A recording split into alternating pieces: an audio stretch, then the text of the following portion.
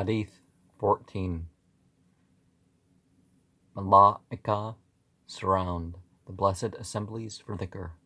An Abi Hurairata qala Rasulullah sallallahu alayhi wa sallam inna lillahi malaikatu yatufuna fi turqi yaltamisuna ahlal dhikri fa'idha wajadu qawman yadhkurunallaha tanadawa halumu illa hajatikum fayahufunaha bi'ajnihatihim illa sama'i fa'idha tabaraku haraju wa sa'adu illa sama'i fayasa'aluhum rabbuhum wa huwa ya'lamu min aina ji'tum fayaquluna ji'na min inda ibadillaka yusabbihunaka wa yukabbirunaka walhamdunaka. Abi Hurairah, God be pleased with him, reports that the messenger of God, divine contact upon him and wholeness, had said, "There's a class of light beings who keep going about on the pathways, and wherever they find some people engaged in remembrance of God, they call each other and gather round them and pile up over each other right up to the sky. When that gathering for remembrance is over, the unfallen angels ascend to the skies and then to Almighty God. In spite of knowing everything, asked them where they'd come from. They submitted that they have come from such and such a group of persons who are busy in reciting His glory, His grandeur, His greatness, and His praise. Fayaqulu hal ra'awni fayaquluna la fayaqulu kaifa la ra'awni fayaquluna la ra'awka kanu ashadda laka ibadatan wa ashadda laka tamjida wa akthara laka tasbihan fayaqulu lama yas'aluna fayaquluna yas'alunaka jannata fayaqulu wa hal ra'awha fayaquluna la fayaqulu fa kaifa law ra'awha fayaquluna law annahum ra'awha kanu ashadda alayha hirsan wa ashadda laha talaban wa rama fiha ragbatu qala. God says, "Have those people seen me?" No, our sustainer. Confirm the light beings. How would they have acted if they actually saw me? They would have busied themselves with even greater zeal in praying to you, and in reciting your praise and glory submit the unfallen angels. What do they demand? They want the garden of paradise. Reply the light beings, "Have they ever seen the garden of paradise?" Says the Almighty Sustainer, "No, our Sustainer." Say the unfallen angels, "If they had seen it, how would they have acted?" Says Almighty God, "Their zeal, yearning, and their prayers for it would have been even greater." Submit the light beings. Fama Yata Awaluna Fayakuluna Minanare Faqala Wahal Ra'auha Fayakuluna La Fayakulu Fakaifa Lau Ra'auha Fayakuluna Lau Annahum Ra'auha Kanu Ashanda Minha Firaran wa ashadda laha makafatun fatqulu ushhidukum anni qad ghafartu lahum fayaqulu malakun min al-malaikati fulanun laysa minhum innama ja'le hajjatin qala qawmu la yashqa bihim jalisuhum. And it's narrated by Bukhari and Muslim and Bayhaqi. What are they seeking refuge from? Almighty God says, they were seeking refuge from hell.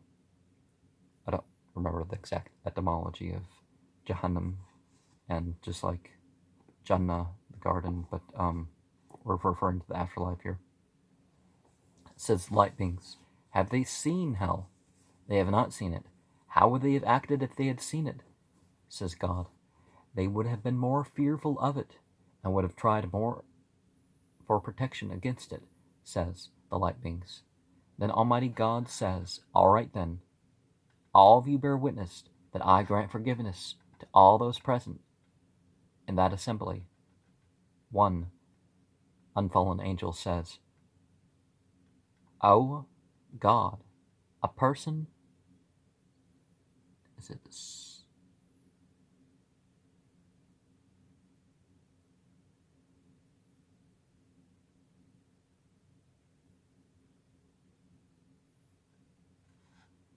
Oh God, a person happened to be there only by chance.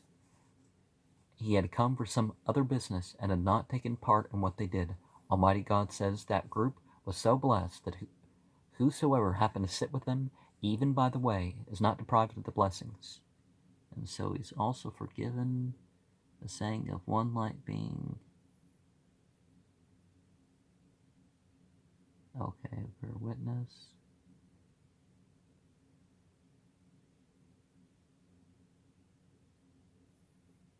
Okay, it doesn't say Allahumma. So, note, it is described in several ahadith that there is a group of malaika who go about in search of gatherings and individuals engaged in dhikr.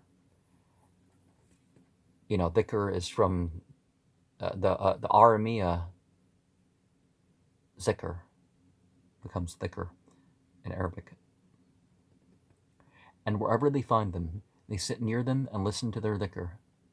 This subject matter is already included in Hadith number 8 in chapter 1, wherein it is also explained why Almighty Allah praises these persons in the presence of the Malaika.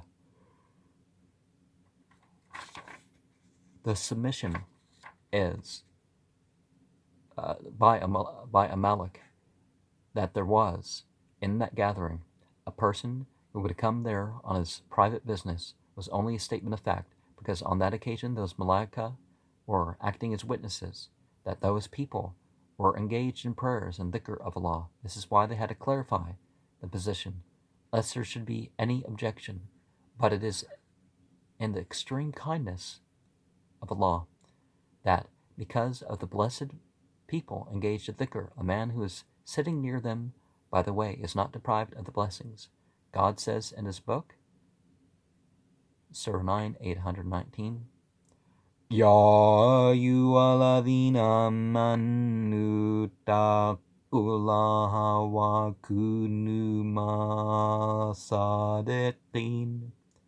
O you who believe, fear Almighty God and be with the truthful. The Sufis say, remain with Almighty Allah, and if this is not possible, then it means that be in the society of those persons who remain with Almighty Allah.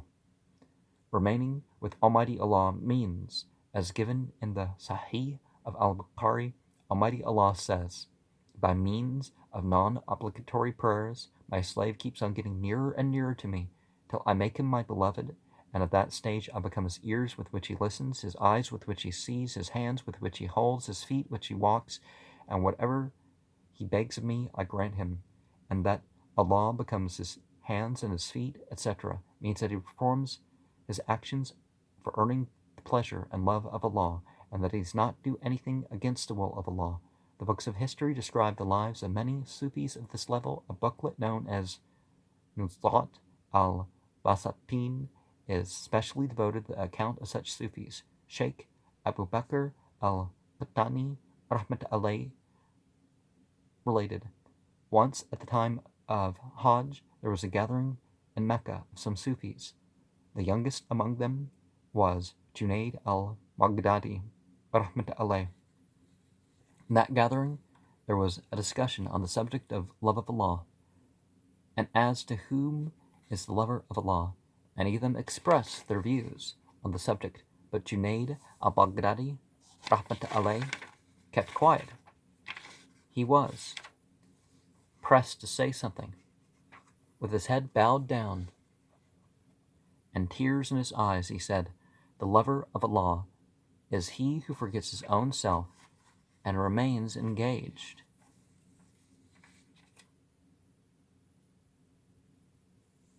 in Allah's dhikr, with due regard to all its requirements, sees Allah with the eyes of his heart, which is burnt by the heat of Allah's fear. Allah's dhikr affects him like a cup of wine. He speaks the word of Allah, as if Almighty Allah speaks through his mouth.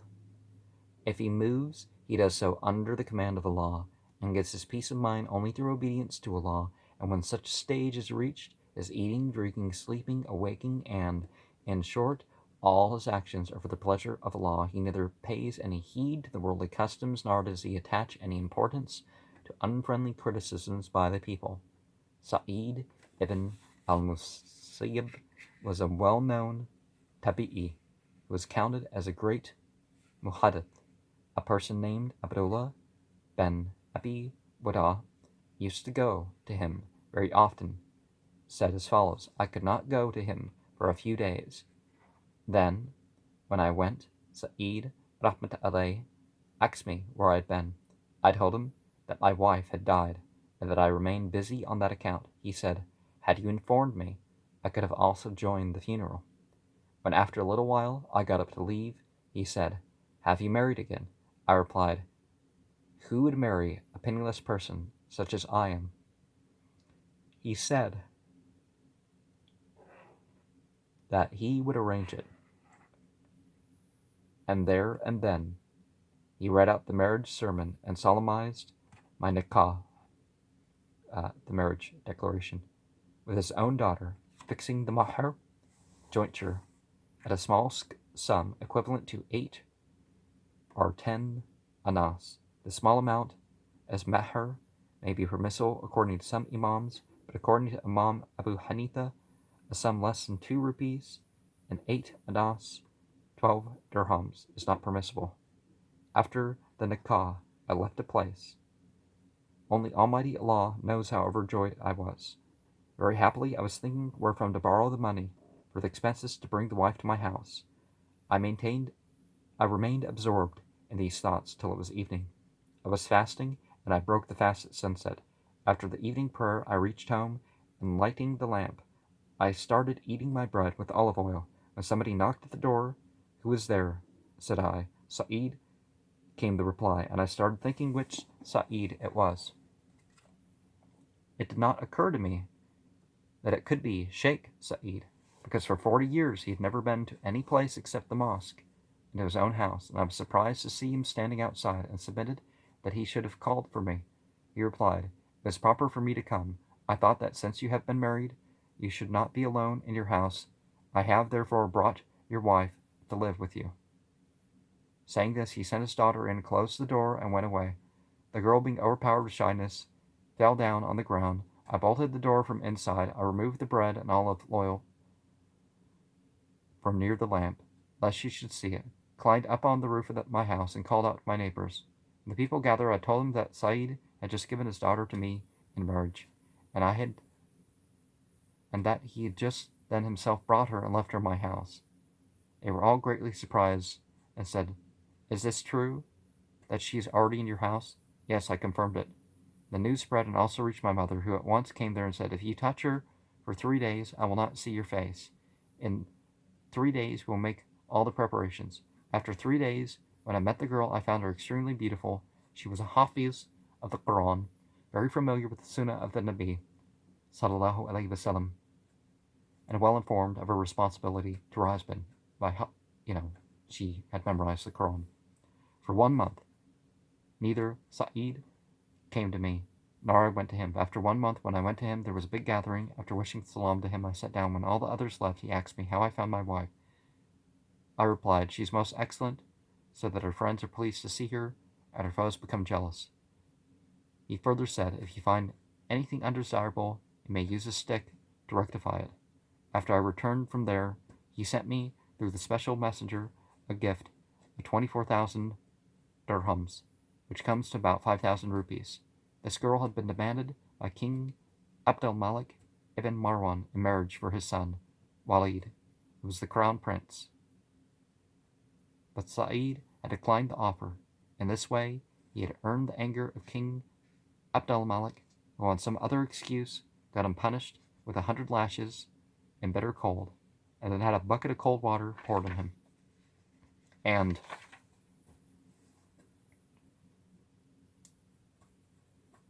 in Islam, it's actually an iron ring is really the least. For those who can't, they should learn more of the scripture. 10 short chapters or 10 verses or something. Just as there's something done to solidify the marriage. But if you find anything undesirable, well, the Quran would say that it uses the word correction. But let's be real about it. It also talks about separating the beds apart. It talks about, talking the problem over with them. And it's not just undesirable. Thank you very much. It goes far beyond that. If you fear, you shouldn't have to fear your wife. Our wife shouldn't have to fear her husband. So there are some things that crept in there to what was going on. And certainly, how this person's being punished in the criminal court is not what happens in the home. You're not beating people in such a degree that they might die. Literally, that's what happens, is that when it's a major thing that you're not executed for, they might actually look you over to see, is this person going to survive this? And if they're going to survive, if they might not survive it, let's figure something else so they fit the number, but maybe they don't get 100 lashes or 80 or 40 or whatever they're thinking of doing, and certainly better than the prison system. But yeah, if anything's undesirable, just talk to your wives. Sleep apart for a couple nights. Those are really steps that are taken before even calling in for extra counseling or something. So